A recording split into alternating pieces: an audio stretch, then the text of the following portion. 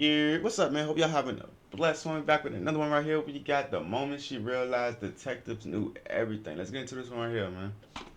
In this video, we'll be diving into a case that shook the city of Cleveland to its core. What makes this case extraordinary is the complex investigation that took place following the murder. But to fully understand exactly how this killer was caught, we have to start from the very beginning. On November 3rd, 2013, at exactly 8:35 p.m., the Cleveland Police Department received a chilling 911 call. 911, do you need police fire? I can't hear you. What's going on? He got shot, please! Who got shot? My husband, please! Please! The voice you have been listening to belongs to a 41-year-old woman by the name of Yuloma Curry Walker. Yuloma just discovered her husband clinging to life on the driveway of their Cleveland home. Who shot your husband? Oh, my God. Please, okay, the police are coming, ma'am. Please help me. Please help me. Ma'am, police are coming and EMS is coming, okay? They're in route. Okay, stay right here. Don't move. Don't move, baby. Don't move. Please don't move.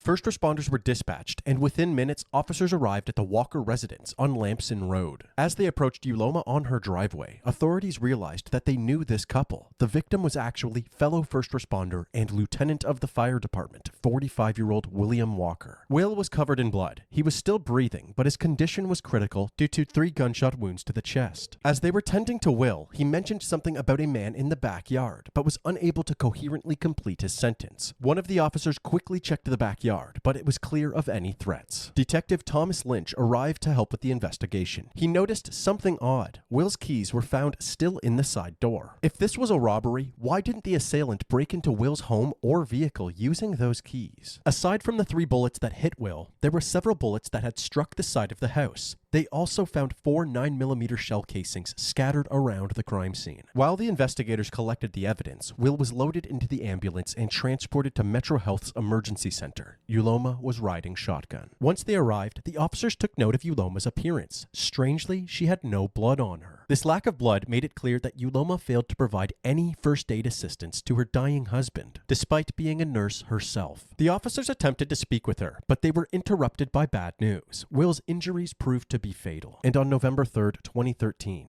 at 11:42 p.m., just 3 hours after the 911 call was placed, Lieutenant William Walker was pronounced dead. 45-year-old William Walker was a 15-year veteran with the department. Walker was shot several times in the driveway of his Cleveland home last night. Walker's neighbor tells us she heard 5 shots. And here is what else we have learned. Sources connected to the investigation say Walker had a laceration wound in addition to multiple gunshot wounds in his chest. He died at Metro Health Medical Center. Walker's colleagues say he leaves behind a wife and 2 children. Following Will's death, the police brought Yuloma into the station for further questioning. So the reason we asked you to come down is because we never really got a chance to talk with you about, your Will's life together. Yuloma and Will met back in 2005. They instantly felt a connection. They were both single parents, each having 2 children from previous marriages. And they both had similar social circles due to their professions, Yuloma as a nurse and Will as a firefighter. In early 2013, Yuloma was diagnosed with breast cancer. This pushed the couple to finally get married, partially so Yuloma would be covered under Will's insurance benefits. William was just a great person. Unbelievable. I'm not going to say he was perfect, but he was my perfect. I just want to find out what happened. I know this isn't easy. How about, can we just go through what happened? On the night of the shooting, the two were packing their belongings for their upcoming move to a new home in Madison, Ohio. Just before 8:30 p.m., Yuloma asked Will to get some dinner from a nearby McDonald's. Upon his return, Yuloma heard shots fired and Will screaming outside. After running outside and finding Will on the ground, she noticed a suspicious stranger while she was dialing 911. It was one guy. I don't remember what he looked like. And I asked him, what did he want? I remember. That's the only person I remember. Was he close to you? Did he approach you? He came in the driveway. Officers instantly had an idea of who this mysterious person may be. The fuck? Will and Uloma's neighbor was a 27-year-old man named Rex Coleman. Rex had an extensive criminal record and had multiple armed robberies under his belt. He also owned an auto dealership that Will was in the process of purchasing 2 vehicles from. However, after paying $10,000 for one of them, the vehicle never arrived. The detectives asked Uloma if this conflict ever led to a confrontation between Rex and Will. She said, How your neighbor sell you a car and don't give it to you? But nigga, you my neighbor, nigga. Like, huh? Like, you think I'm a bitch, nigga? there was a heated altercation between Will and some of Rex's acquaintances. There was no physical altercation or anything. Just Hey, I ain't no hoe, nigga. screaming. Get my car, nigga. Screaming. She couldn't remember what this altercation was about, but from that point on, Will always carried a gun whenever he left his home. Something had happened, and William had gotten his gun from underneath the bed. He took Pepe outside. To the dog. Following this interview, they hunted Rex down and brought him to the station for questioning. He denied any involvement in Will's shooting and provided an alibi, a pizza date with his girlfriend. Police were able to confirm this alibi, and nothing suspicious was found while looking through Rex's phone. Therefore, Rex Coleman was ruled out as a suspect. This lead didn't pan out, but it wasn't long before detectives had another name on their radar. After setting up an anonymous tip line, the police received multiple tips telling them to look into somebody named Chad. However, they provided no last name, no address, nothing, just the name Chad. The investigators reached out to Uloma and asked her if she knew anybody by Nigga said talk to Chad. He did it. He crazy. Like, what the fuck? Nigga was talking crazy on Chad. Like, that name. She said that her daughter Jackie actually I had a thought said boyfriend name named was Chad, and that the two were at Chad's mom's house on the night of the shooting. When speaking with Jackie, the detectives found it odd that she also wouldn't provide Chad's last name, but they were easily able to track this information down. His name was Chad Paget. The detectives spoke to all 3 of them, Uloma, Jackie, and Chad, about Chad's relationship with Will. They all said essentially the same thing, that Chad and Will got along just fine. insurance money. However, when asking Will's coworkers about this relationship with Chad, they all said the opposite, that Will thought Chad was a lazy punk that's not good enough for Jackie. These contradictory statements puzzled the detectives. Why were Uloma and Jackie vouching for Chad if he was clearly on Will's bad side? Everything so far was pointing to Chad being involved, but since he and Jackie corroborated each other's alibis, authorities let him go. Damn, buddy must have that drop. Cause if the mama can vouch for him and the daughter, damn, threesome probably was wicked. All that to make her trade on her husband? Nah. His drop, the hubby drop won't like the like his drop. His drop was something sis. His shit right here, like that's crazy. Like Shawty turned on her husband. Like damn.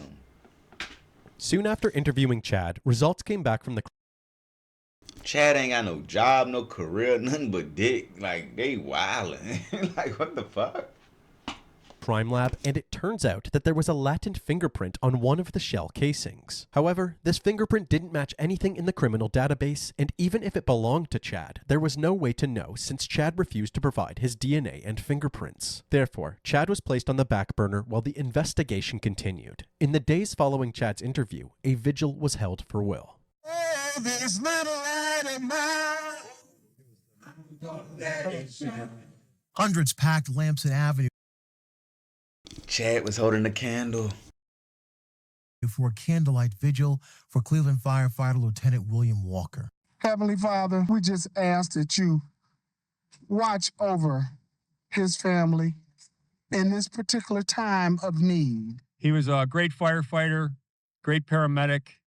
He represented us well. And I could tell you this, that I'm a better man for having known Will Walker. I'm really emotional right now, but I just want to thank everyone for coming out to support my brother. He would gladly, and I know he's gladly appreciating this right now. Thank you. I love you, Will. I put my life on the line for the fire department. I've never done the things that he's done for this community. And somebody know what happened. And they're listening right now. So you will be caught. Not long after, there was also a memorial held by Will's fellow firefighters to honor his memory before he was laid to rest. Not a single person had a bad word to say about Lieutenant William Walker. Just about an hour ago, he was let out by a procession of firefighters with his casket as they came out of public auditorium. They took the casket into a fire truck where the lights and sirens were going, and they took him off. He was a great family man, real silly. That's what I'm gonna miss about him. He used to make me laugh a lot. We had the same sense of humor. Over the next year, the case slowly went stagnant. Several more leads were looked into, but each of them only led to a dead end. Uncertain of what move to make next, they brought Uloma back in for another interview as a last-ditch effort for new information. Was there anything going on at the time? Was there anything that we should be, focusing on? I just want to find out what happened. Okay, well, that's what we're trying to do. Hey, was there anything going on with finances? We didn't have a problem. How's your health been? Your health all right? I've been to the doctor. Yes, no problem. The detectives found it very strange that someone diagnosed with late-stage breast cancer hadn't gone into the doctor recently. After this interview, they looked into Uloma's medical records. They determined that she hadn't been to a doctor in over a year. In fact, it turns out that there was zero history of her undergoing chemo or any cancer treatment at all. Authorities quickly realized that her late-stage breast cancer diagnosis was a complete lie. This led investigators to dig deeper into Uloma's records, including her financial records, and it turns out that she had amassed a significant amount of debt using a plethora of credit cards. For a moment, the investigators thought that they were onto something big. Perhaps Uloma had faked her diagnosis so that Will would marry her, and once married, she killed Will to collect his life insurance payout, thus solving her crippling financial situation. But they quickly learned that the beneficiary for Will's life insurance wasn't even Uloma, but rather his ex-wife Rita. Uloma didn't receive a dime. Did Uloma think that she would receive that money? Otherwise, why would she kill Will if it wasn't for money? Was Uloma really involved in Will's death after all? Investigators needed more information if they ever wanted to answer these questions. So in December of 2014, the Cuyahoga Police Department and the Cleveland Fire Department offered a $10,000 cash reward in exchange for any information about Will's murder that leads to an arrest. We sincerely hope that someone will step forward and provide some information to solve these senseless crimes. After notifying the public about the cash reward, a new tip came in from someone named Isaiah. Apparently, Isaiah had been approached by none other than Chad Paget, who asked if he would carry out a hit in exchange for money. Isaiah denied this offer. With this new information, police now had probable cause for a search warrant of Chad's phone records. They noticed that around the time of the shooting, Chad was constantly communicating with Jackie and another unknown number. Police were able to trace this phone number back to a man named Ryan Doherty. Ryan Doherty was notorious in Lieutenant Walker's neighborhood for his colorful history of robberies and burglaries. In fact, at this point in the investigation, Ryan was serving a 17-year prison sentence for robbing a Family Dollar store and shooting a cashier in the stomach, less than 3 weeks after Will was killed. Officers wanted to build as strong of a case as possible before moving in on any suspects, so they obtained search warrants for Jackie, Ryan, and Uloma's phone records as well. They then worked with the FBI to create a clear map showing the exact location of these cell phones throughout the night of the shooting, and the exact times that they were communicating with each other. It revealed that right before the time of the shooting, Chad and Ryan had made their way from the west side of Cleveland, where Chad's mom's residence is, to the east side of Cleveland, directly toward the Walker residence. And at 8:30 p.m., Chad sent a text to a group chat that included him, Jackie, and Uloma. The text read, "We got a body." The evidence was beginning to paint a very clear picture of how this crime was executed, so Chad was detained and brought down to the station for questioning. The first thing they do is confront Chad with the cell phone location data. His story immediately changed. Now he says that one of his friends, a person whose identity we will not be sharing, drove him to the Walker residence where Chad had stashed some marijuana. Ryan Doherty tagged along to buy some of this stash from Chad. Where were you when you left? Were you at your house? Your mom's house? So you leave from over there on Denison. You get over to the east side. Tell me what happened. After picking up the goods, Chad and Ryan went outside to make the exchange. Went up on the porch, got my stuff. Showed Ryan what it was. As they walked back to the car, Will pulled into his driveway, parking just out of Chad's view. When Ryan saw this, he suddenly started walking towards the driveway. He came back moments later as if nothing happened. What did Ryan say when he ran up? He didn't say nothing. That's the thing. Ryan didn't say nothing at all. Nothing. It was just when I walked down the street, he told me, he's like, bro, like, I got you. You ain't gonna say nothing. I'm like, no, I truly did not know. You didn't hear any gunshots? No. And I know the sounds of gunshots. Chad says that he only found out about Lieutenant Walker's murder later that night. On the porch, I see Jackie sitting there crying and everything, and she told me, like, look, guess Will's dead. I'm like, what you mean? That's when 2 and 2 got in my head. I tell you, me too. While telling this story, Chad didn't realize that the detectives knew about the "We Got a Body" text. They gave him one last chance to fess up. This could be an opportunity for you to determine kind of like your fate from here on out. I don't have nothing to do with this stuff. Okay. Since Chad continued to be untruthful, the detectives decided that they had had enough. Bag murder. It's gonna be close. Right, correct. You didn't do nothing though, like, for real. Okay. I really did not do nothing. Stand up. You probably didn't go quite how you anticipated, right? I've never even did nothing. Following this interview, Chad Padgett was charged for the murder of Lieutenant William Walker. His DNA samples and fingerprints were finally collected. The fingerprints were then compared to the ones found on the shell case at the crime scene. It was a match, suggesting that Chad was the one who loaded the gun. After being thrown in jail for a few days, Chad's mother contacted the detectives, saying that Chad wanted to speak with them again. He was ready to tell the full truth. Wherever you feel comfortable starting. I'm trying to think. It's hard. I've been with that girl for 6 years. Non-stop. On and off. Right, we've been cool. I met her mom a bunch of times. She seemed pretty cool. Apparently, Uloma, Chad, and Jackie were all in the car together when Uloma first mentioned the idea of killing Will. One day, dropped off at work, picked her up. She asked me a question. She asked me, did I want to make like $10,000 instead? Bro, I hope my life ain't worth $10,000.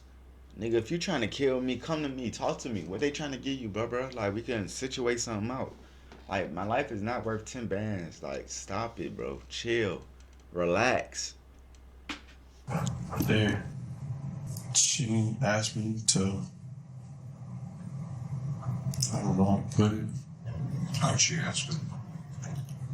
She asked me to kill Will. Uloma told them that Will had been physically abusing her, and that the only way out of this abusive relationship was to get rid of him. The man, I was on $10,000, dude. This money was running through my head.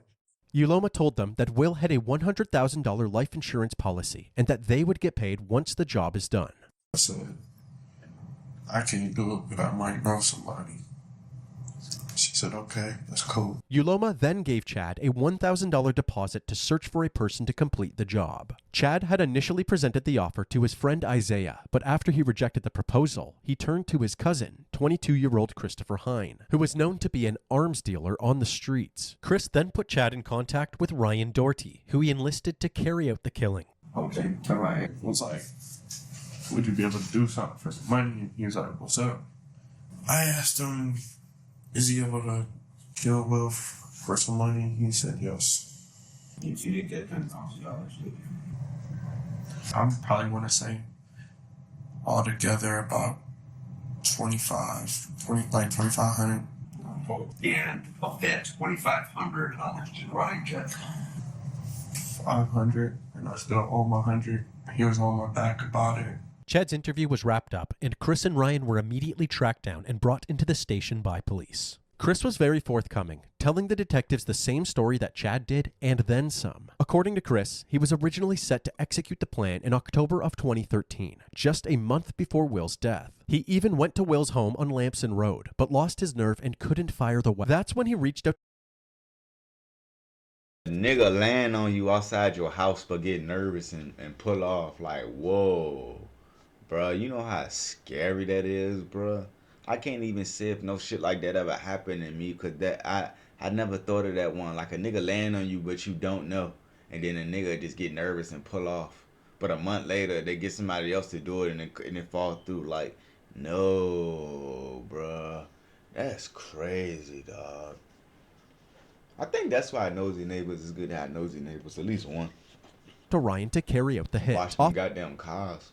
offering him a mere $800 and an assortment of paraphernalia. Ryan was much less cooperative during his interview. The detectives began questioning him, but without hesitation, he denied all of the allegations. The interview ended there as Ryan would not provide any further information. Considering the "we got a body" text in the group chat, it seemed that Jackie was also closely involved in her stepfather's death. The detectives were now ready to speak with her again. Jackie initially claimed that she had no knowledge of the murder plot. However, detectives confronted her with all of the evidence, which prompted her to hop on the confession bandwagon. She opened up and confirmed what Chad and Chris had said, that Yuloma claimed she was being abused and was the leader of the operation. Chad was the middleman, Chris was the arms dealer, and Ryan was the shooter. As for the driver, Chad, Chris, and Jackie all said that he was not told the real purpose of the trip and truly believed that they were just going to fetch some marijuana. When Chad and Ryan re-entered the car, they told him to hurry up since they had just robbed someone. Furious, he ordered both men out of his car. They complied and their friend drove off. The two then took the train home, back to the west side of Cleveland to meet up with Jackie and Chris. Jackie also told the detectives that after everything was all said and done, Yuloma never actually paid anybody the full amount that they were promised. Jackie was then also taken into custody, so there was only one person left, Yuloma. However, there was one problem.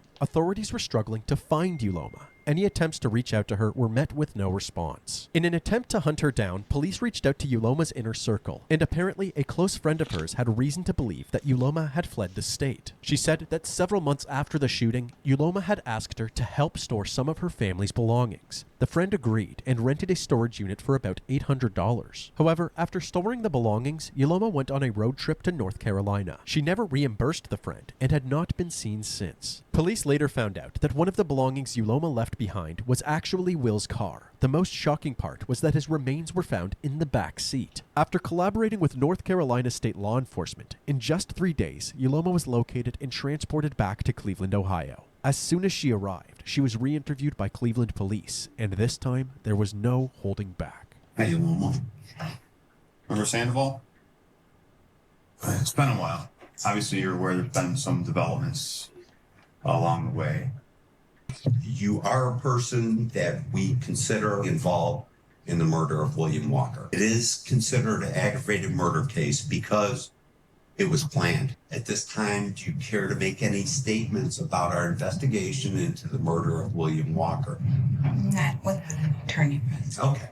With Yuloma being uncooperative, she was swiftly arrested. Her and her 4 co-conspirators were all charged with aggravated murder, conspiracy to commit murder, and 2 counts of felonious assault. During their arraignments, each person pled not guilty and was assigned a $1 million bond. You wish to enter a not guilty plea. Not guilty plea is accepted. Bond is set $1 million.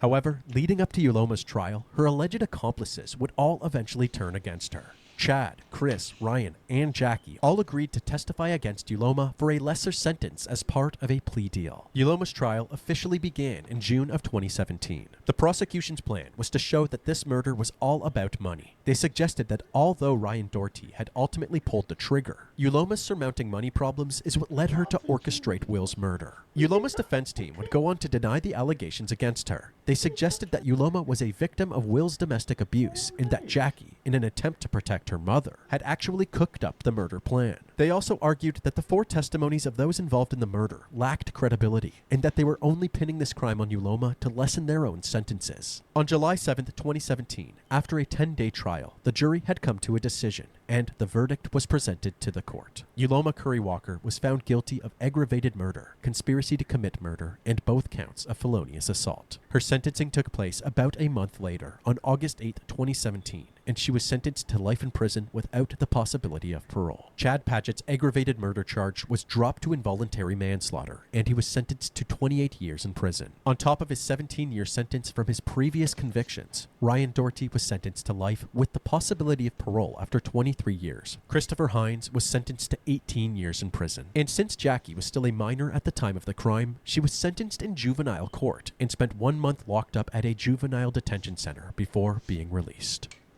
What?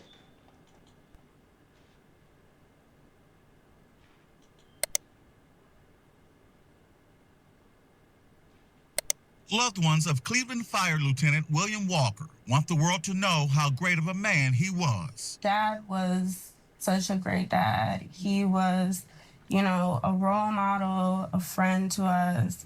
He, did so much for me and Chris. He worked, 4 jobs just so that we could be able to travel. So this is very devastating to us. He motivated me to do better, to always push harder in life, and no matter what, just keep moving. Yeah, man. RP to this father, man. RP to him, man. We're gonna go ahead and end this one here, man. Y'all go ahead and like, comment, and subscribe. Hope y'all have a blessed one. See y'all on the next video.